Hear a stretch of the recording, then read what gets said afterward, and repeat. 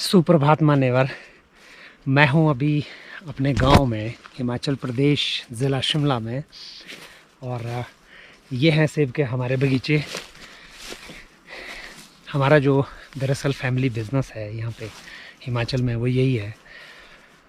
तो आप इस समय मुझे देख रहे हैं सेब के समुद्र में है। मेरे चारों तरफ सेब ही सेब है। और यकीन मानिए कि इस पूरे सीज़न में मैंने अभी तक मुश्किल से 10 से 15 सेब खाए होंगे, इतने सेब होने के बावजूद भी। तो उसका कारण ये है कि जब आपको कोई चीज़ बहुत ज़्यादा मात्रा में मिलती है तो शायद से आपको उसकी जो इम्पोर्टेंस है या आपको उसकी चाह नहीं रहती है। तो ठीक ऐसे ही कुछ मेरे साथ हुआ। और आप लोगों ने कितने सेब खाए ये आप मुझे ज़रूर बताइएगा। और आपके यहाँ पे सेब के रेट क्या हैं ये मुझे ज़रूर बताइएगा, क्योंकि हम लोगों को जो सेब के आज की डेट में रेट मिलते हैं वो लगभग मुश्किल से 70 से 80 रुपए किलो के हिसाब से हम लोगों को जो है पे किया जाता है, जहाँ पे भी हम सेब बेचते हैं। इसके ऊपर मैंने एक वीडियो बनाया हुआ है, आप जो है लिंक पे जाके देख सकते हैं। तो फ़िलहाल आज का जो मेरा जो प्लान है वो है, दरअसल मैं आपको एक लाइफ दिखाना चाहता हूँ हिमाचल प्रदेश की। वो लाइफ ये है कि हम लोग यहाँ पे क्या है कि क्योंकि आबादी बहुत कम है तो यहाँ पे जो मार्केट्स हैं वो पास में नहीं होती है। तो आज मुझे जो है एक ऐसी मार्केट में जाना है जो लगभग 3 किलोमीटर दूर है। यानी कि एक जो बेसिक नेसेसिटीज़ हैं उनको ख़रीदने के लिए भी, जैसे ग्रॉसरीज़ वगैरह, उनको ख़रीदने के लिए भी आपको बहुत दूर जाना पड़ता, वो भी पहाड़ पे चढ़ के। तो आज आपको दिखाऊंगा वो सब, क्योंकि ठीक मैं ऐसे ही एक जगह पे जा रहा हूँ और मुझे जंगल से होके जाना है, जो कि मुझे बड़ा अच्छा लगेगा। और जंगल में क्या क्या चीज़ें मुझे मिलेंगी ये सारी चीज़ें आप देखेंगे। तो आइए आज एक आपको नया टूर पे लेके चलता हूँ, एकदम एडवेंचर वे।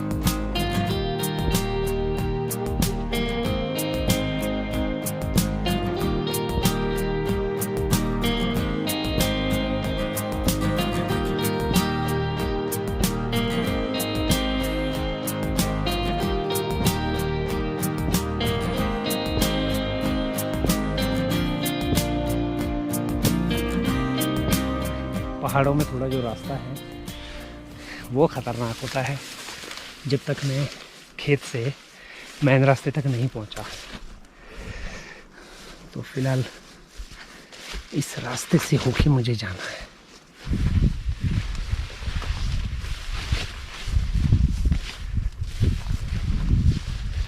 ये जो सेब है ये है रॉयल वैरायटी का। दरअसल जो सेब है ये भी अलग अलग वैरायटीज़ का होता है। तो आपको लाल लाल जो सेब दिखता है ज़्यादातर वो होता है रॉयल वैरायटी का। ओहो, नुकसान हो गया, पेड़ गिर गया। Oh my God.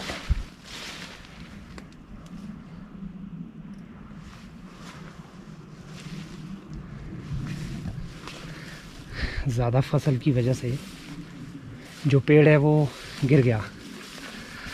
और एक पेड़ गिरना हमारे लिए, सच बात यह है, बहुत ही नुकसानदायक होता है। एक एक पेड़ को बच्चों की तरह पालना पड़ता है, तब जाके इसमें फल आते हैं और उन फलों को हम मार्केट में बेचते हैं। तो फाइनली ये है जी हमारा बिज़नेस फंडा।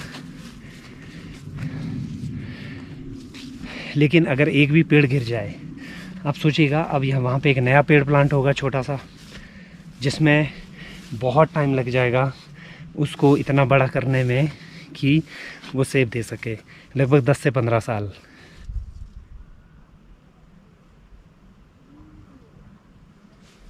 तो ये है जी सेब का समुद्र। पूरा जो डिस्ट्रिक्ट शिमला है वो इस तरह के सेब के बागों से आपको भरा मिलेगा। बहुत नुकसान हुआ इस बार। एक टहनी यहाँ टूटी हुई है, ये वाली, ये देखिए। Oh my God.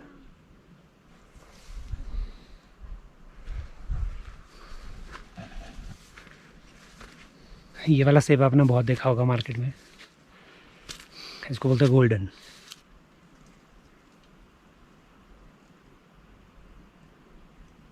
ये वाला सेब बड़ा टेस्टी होता है, ये मुझे बड़ा टेस्टी लगता है।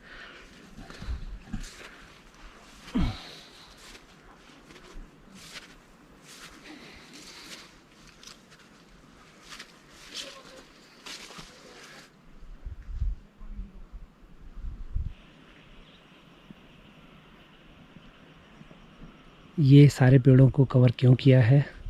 दरअसल इनको बोलते हैं एंटी हेल नेट्स, क्योंकि यहाँ पे हेलिंग बहुत ज़्यादा होती है, ओला बहुत ज़्यादा आता है, तो उससे जो फल है वो डैमेज हो जाता है। तो उसको बचाने के लिए आप देखें पूरी वैली में इसको कवर किया गया है एंटी हेल नेट से। और ये जो सामने जो वैली है, ये वाली और ये वाली, यहाँ ये मिल रही हैं। यहाँ पे मुझे जाना है अभी लगभग 3 किलोमीटर।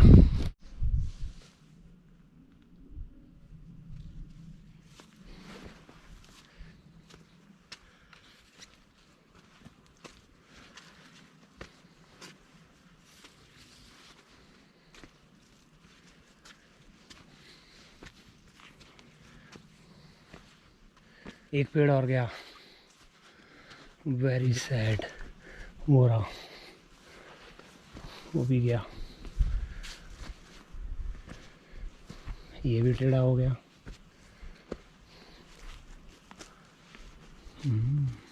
हालांकि हमारे यहाँ पे हार्वेस्टिंग शुरू हो चुकी है, हमारा जो सेब है मार्केट में जा रहा है, लेकिन अभी जहाँ पे अभी मैं हूँ ये काफ़ी ज़्यादा हाइट पे है, तो इस सेब को पूरा तैयार होने में 1 महीना और लगेगा। यानी कि यहाँ पे जो हार्वेस्टिंग होगी वो सितंबर की, मतलब मान के चलिए एंड में हो सकती है। अभी जहाँ मैं पहुँचने वाला हूँ उस जगह को बहुत सारे लोग मेरे वीडियोस में ऑलरेडी देख चुके हैं।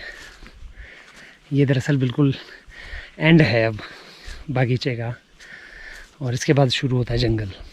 और आप में से बहुत सारे लोगों ने एक वीडियो देखा था जिसमें कुछ नेपाली बच्चियाँ बर्फ़ में खेल रही थी, तो एग्जैक्टली मैं वहीं पहुंच गया हूँ। उस टाइम का वीडियो देखी, ये जो खेत है कितने सुनसान लग रहे थे, कोई पत्ते नहीं थे, कोई फल नहीं थे, और आज एकदम फलों से लदे हुए पूरा बगीचा। ये आप देख लीजिए।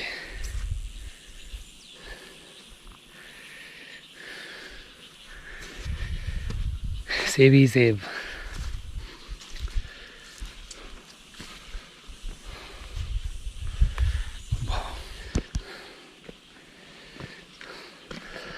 अरे लाल सरी कहाँ है वो? बच्चे कहाँ गए हुए हैं? बच्चे तो स्कूल। अच्छा स्कूल गए। फसल तो बहुत अच्छी है। अभी फ़िलहाल वो बच्चे हैं नहीं यहाँ पे, हो गए हैं स्कूल। ये जी काफ़ी ज़बरदस्त फसल।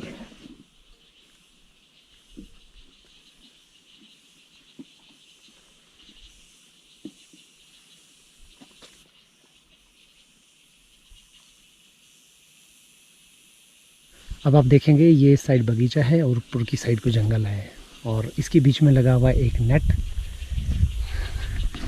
इस नेट का क्या काम है? इस नेट का काम होता है बंदरों को खेत में जाने से रोकना, नहीं तो बंदर हुड़दंग मचा देंगे, सारे सेब गिरा देंगे। तो इस तरह से इसको कवर किया हुआ है। अच्छा, इस नेट को जो बनाने वाले हैं, जो मैन्युफैक्चरर हैं, उनको भी नहीं मालूम होगा कि जब बंदर इसमें आने की कोशिश करते हैं तो उनके नाखून इसमें फंस जाते हैं। दरअसल इसमें छोटे छोटे छेद होते हैं, उनके नाखून इसमें फंस जाते हैं और वो निकाल नहीं पाते अपने आप को, और वो घबरा जाते हैं। एक को फंसा देख के सारे बंदर भाग जाते हैं कि कुछ गड़बड़ है इसमें। वो बेचारा इसी में लिबड़ा रहता है और उसका छूटना मुश्किल हो जाता है। फिर इंसानों द्वारा उसके नाखूनों को एक एक करके निकालना होता है। तो ये आपने देखा, ये यहाँ से अब ये नट्स जो है नीचे की तरफ लगाए गए हैं। यहाँ पे अब जो खेत हैं वो ख़त्म हो जाते हैं और अब शुरू होता है जंगल का रास्ता। तो जंगल का रास्ता मान के चलिए अब कम से कम 2 किलोमीटर जंगल होगा और फिर रोड आएगी, फिर रोड में 1 किलोमीटर आगे जाना होगा मार्केट के लिए। ये सारा जंगल का रास्ता है। हिमाचल में लाइफ जितनी खूबसूरत लोगों को दिखती है, दरअसल यहाँ के लोगों के लिए उतनी है नहीं। क्योंकि खूबसूरत है नो डाउट, नेचर के साथ में लोग रहते हैं, लेकिन कठिन बहुत है। एक सामान को, जैसे खास करके गैस का सिलेंडर है, अगर आपको उसको उठा के ले जाना पड़े 500 मीटर, वो भी चढ़ाई में, तो आप सोचिएगा आपकी क्या हालत ख़राब होगी। और आज भी हिमाचल प्रदेश में ऐसे बहुत से गांव हैं जहां पे सुविधाएं नहीं हैं आज भी सड़कों की। तो वहां पे लोग, आपने देखा होगा ख़ास करके जब टूरिस्ट आते हैं तो ऐसे जब जगह पे जाते हैं तो कई जगह पे घोड़ों पे, खच्चरों पे, या कई जगह पे हमारे एक पहाड़ से दूसरे पहाड़ के लिए वो स्पैन होता है ट्रॉली टाइप का, तो उसमें सामान को पहुंचाया जाता है। तो लाइफ मुश्किल है काफ़ी यहाँ पे, लेकिन सच बात यह है कि इस लाइफ की भी अपनी एक बात है। आबादी बहुत कम है हिमाचल प्रदेश की, लगभग 70 लाख, और इतना बड़ा स्टेट है, लेकिन आबादी कम होने के साथ साथ बहुत शांत है। यहाँ पे किसी तरह का आपको तनाव, किसी तरह का कोई सांप्रदायिक हिंसा, ये सब नहीं मिलेगा। अगर आप सच में शांति की तलाश में आना चाहते हैं, आप हिमाचल आइए, सच में आपको बहुत अच्छा लगेगा। फ़िलहाल तो मानसून का एंड है ये, अब मानसून जाने वाला है। इसके बाद जो महीने हैं नवंबर तक के, वो बहुत खूबसूरत रहते हैं यहाँ पे। और उसके बाद दिसंबर में स्नोफॉल शुरू हो जाता है ऊंचाई वाले क्षेत्रों में। अगर आप आते हैं स्नोफॉल में, स्नोफॉल की तो यहाँ पे बात ही कुछ और होती है।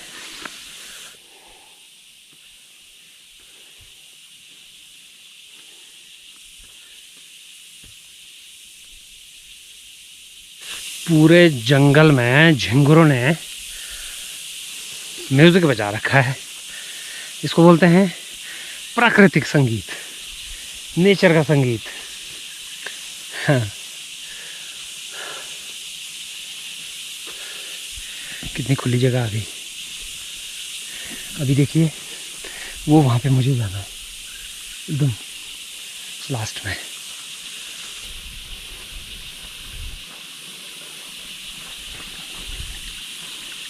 अरे वाह, क्या बात है। पानी आ रहा है ताज़ा।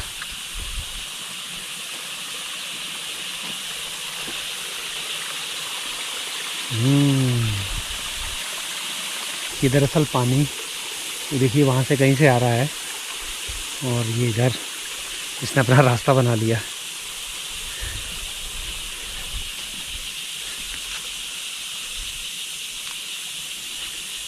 नेचर की बात ही कुछ और है ना। अगर कभी आपको सच में नेचर के बारे में जानना, हम ना अपनी प्रकृति को बड़ा नॉर्मल सा लेते हैं कि हाँ ठीक है, पेड़ पौधे हैं, यहाँ घास फूस है, लेकिन नेचर ने एक एक चीज़ को इतनी खूबसूरती से बनाया हुआ कि हम लोग सोच भी नहीं सकते। कभी आप जंगलों में आके देखिए, आपको बहुत सारी ऐसी बातें हैरान कर देंगी। आपको लगेगा कि जैसे कोई गार्डनर जो है यहाँ पे डेली काम करता होगा। सच में कमाल है। ऐसे ही उत्तराखंड में एक घाटी है, फूलों की घाटी, और एक मेरा मन है एक घाटी में जाने का, वो हिमाचल प्रदेश में है। वहाँ पे भी कहते हैं एक नेचुरल गार्डन है जहाँ पे बहुत सारे फूल हैं। अब मैं कब जाऊँगा, कैसे जाऊँगा, ये तो फ़िलहाल मुझे अभी मालूम नहीं है, लेकिन उस जगह पे मैं ज़रूर जाऊँगा। जो लोग वहाँ पे गए हुए हैं वो कहते हैं कि ऐसे लगता है कि कोई माली इस गार्डन की देखरेख करता होगा।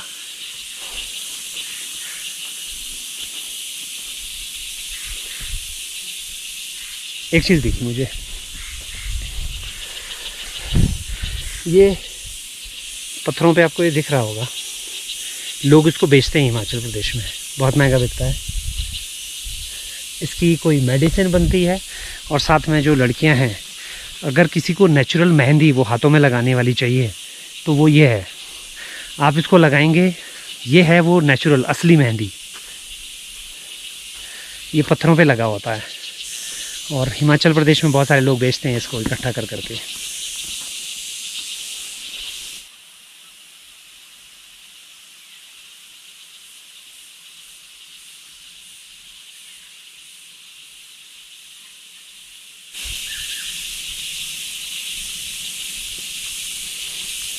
अब जंगल थोड़ा घना होता हुआ जा रहा है, लेकिन इसमें ये रास्ता बना हुआ बीच में से, ये जाने के लिए सही है। अदरवाइज़ आप सोचिए इस घास में तो जा ही नहीं सकते हैं।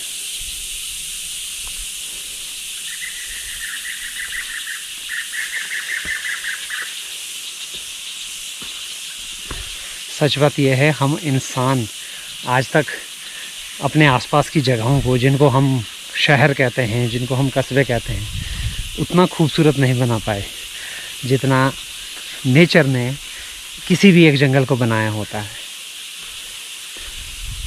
नेचर के साथ रहने की बात ही कुछ अलग है। सच बात यह है, हम लोग दरअसल ज़्यादातर इन चीज़ों पे ध्यान नहीं देते हैं, लेकिन बात ही अलग है।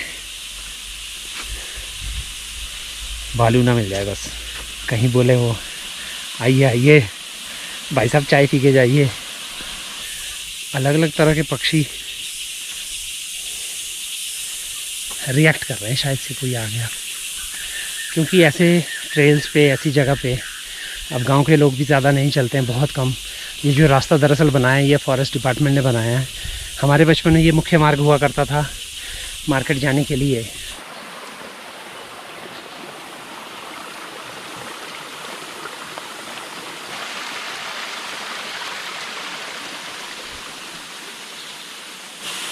अभी आपको एक आगे में पेड़ दिखाऊंगा। हमारी भाषा में उसको कहते हैं थुना, और उसमें काफ़ी सारी जो मेडिसिनल प्रॉपर्टीज़ हैं वो हैं। बहुत पहले उस पेड़ को काटा जाता था। फैक्ट्रियाँ क्या करती थी, जो खास करके हिमाचल प्रदेश में मेडिसिन बनाती हैं, वो लोगों को पैसे देती थी उसके पत्ते इकट्ठे करने के लिए। तो उसकी वो कोई मेडिसिन बनाते थे, तो लोगों ने क्या किया कि उनको काटना शुरू किया। जब वो उसका अंधाधुंध कटान हुआ तो उसके बाद सरकार जागी और उसको बैन किया। लेकिन जिनको कहते हैं कि आज भी वो जो पेड़ है वो काफ़ी सारे जो है हिमाचल प्रदेश में आपको मिल जाएंगे।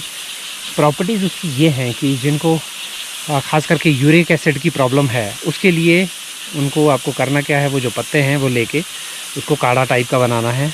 यानी कि आप उसको किसी पैन में पानी के साथ में उबालिए, छान के उसको पी लीजिएगा, और आपको उसमें काफ़ी सारा फ़ायदा होना शुरू हो जाता है, और वो भी कुछ ही दिनों में। तो वो अभी आपको दिखाता हूँ आगे।